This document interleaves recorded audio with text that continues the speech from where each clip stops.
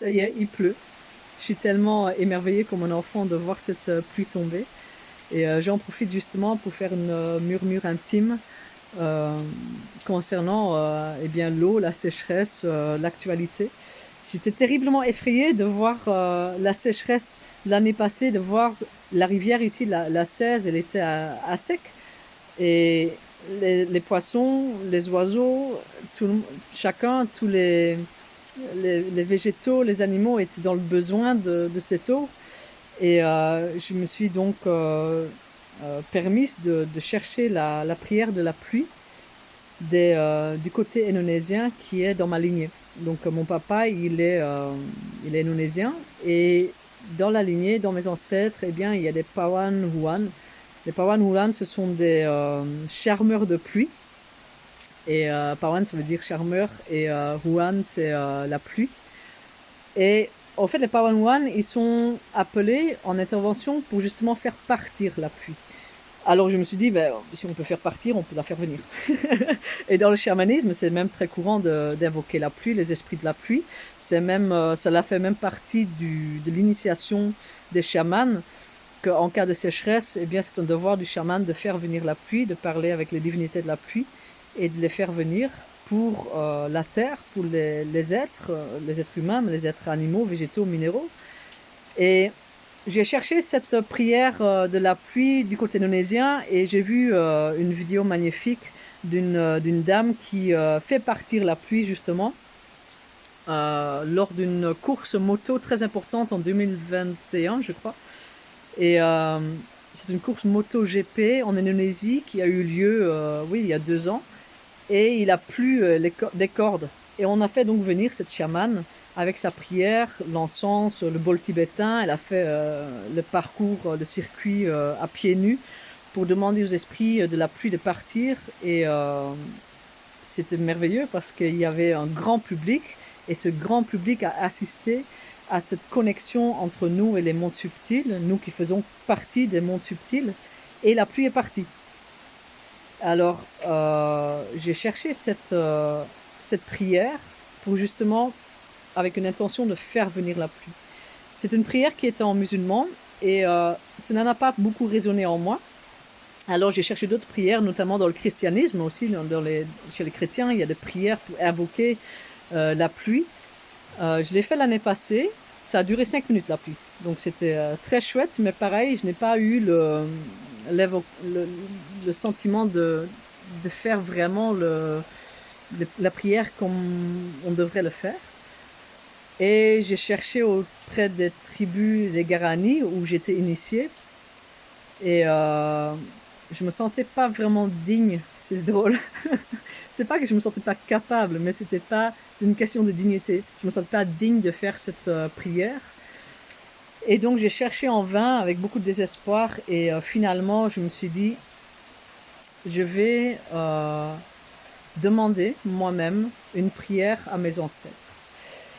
Et lorsque je fais ce genre de demande, ce genre de canalisation, on va dire, comme les médiums ils font avec les défunts ou les êtres de lumière, j'ai cherché auprès de mes ancêtres et de mes gardiens une prière. Et lorsque je fais ça, eh bien, je fais ça au fait lorsque je rentre en sommeil. Je vais me coucher avec l'intention de recevoir cette prière. Je prends un crayon et un papier à côté de moi. Et lorsque je commence à m'endormir, je cherche avec une grande intention de recevoir en tant que canal cette prière. Et je l'ai reçue et je l'ai notée. Vous trouverez cette prière ici en bas de la vidéo. Et lorsque je me suis réveillée, je me suis dit, ah oui, la prière, je me suis réveillée en sursaut. Et j'ai lu cette prière parce que je ne suis pas vraiment consciente à ce moment-là de ce que je note. Et j'ai lu cette prière et elle était merveilleuse. Elle résonne vraiment en moi. Et je l'ai citée.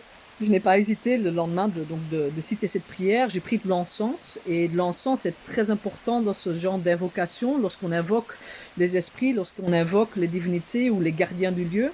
Parce que l'encens, pour moi en tout cas, la fumée de l'encens, eh bien, fait le messager, il fait le lien entre nous et le monde subtil.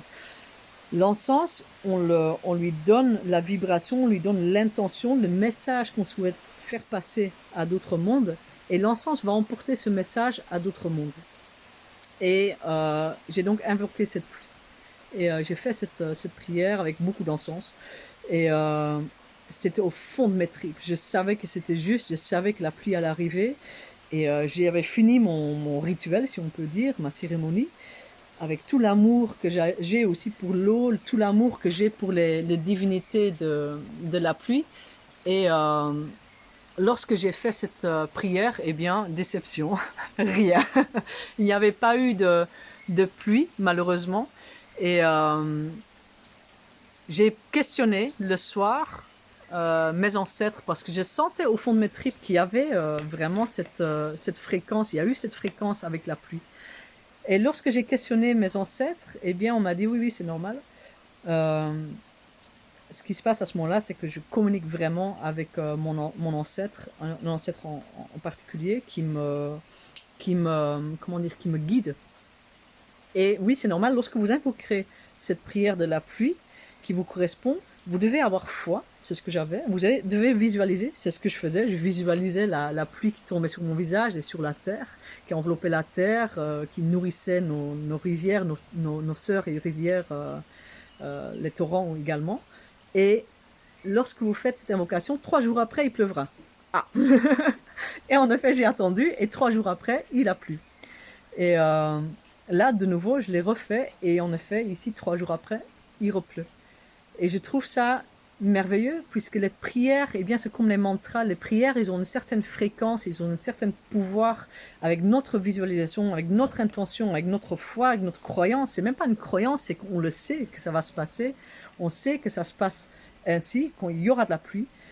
C'est juste qu'il faut connaître un peu les conditions lorsqu'on évoque la pluie, par exemple. Ici, c'est dans les 3 jours après qu'il y a la pluie qui tombe. Et ce qu'il y a, c'est que l'intention, une fois qu'il est posé, eh bien, la prière aura lieu. La prière, les mantras, ils ont une vibration énergétique, qu'on appelle ça. Et cette vibration énergétique, eh bien, elle se situe dans d'autres mondes. Et lorsque nous, en tant qu'antenne, on cite le mantra, on cite la vibration de la prière, eh bien, on incorpore en fait la fréquence. Et la fréquence vient jusqu'à nous. Ça peut être une fréquence de pluie, une fréquence de guérison, une fréquence de protection, par exemple, ou de purification. Les mantras, notamment, je parle des mantras. Les mantras, c'est comme les prières. Or que les mantras, c'est plus dans le bouddhisme et tout ce qui est yogi, sanskrit, etc. Les prières, on pense vite aux chrétiens, mais au fait, c'est exactement la même chose. Le christianisme et les prières chrétiennes et les mantras, c'est exactement la même chose. Il s'agit d'incorporer, d'intégrer une vibration. Et plus souvent on dit cette prière, on cite la prière, plus souvent elle incarne, en fait, elle se cristallise, on va dire, dans les mondes, dans les plusieurs mondes. Par exemple, les prières de coupure de feu, les prières de Saint-Laurent, eh bien, c'est une prière qui est merveilleuse, puisque c'est une prière ancienne, et cela fonctionne encore maintenant. On voit dans les hôpitaux des invocateurs, en fait, on va dire des invocateurs, ou des personnes qui citent Saint-Laurent pour soulager les personnes qui sont brûlées, ou pour les personnes qui sont en chimiothérapie également.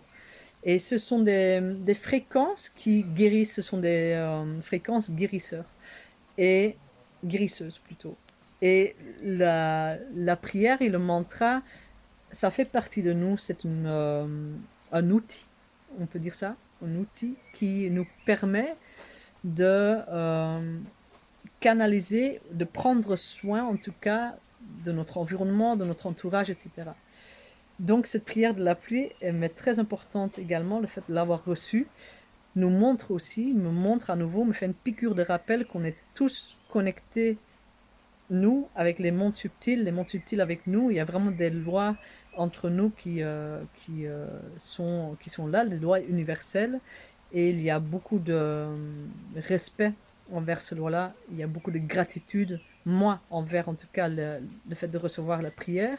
Et j'en suis sûre aussi, mes ancêtres, ils ont beaucoup de gratitude le fait que je l'ai demandé, cette prière-là.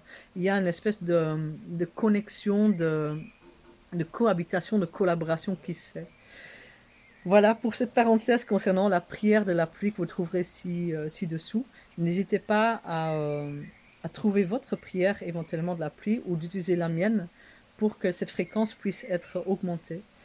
Et j'espère que cette parenthèse va vous faire le rappel de cette connexion que nous avons avec les mondes subtils, qui est tellement précieux.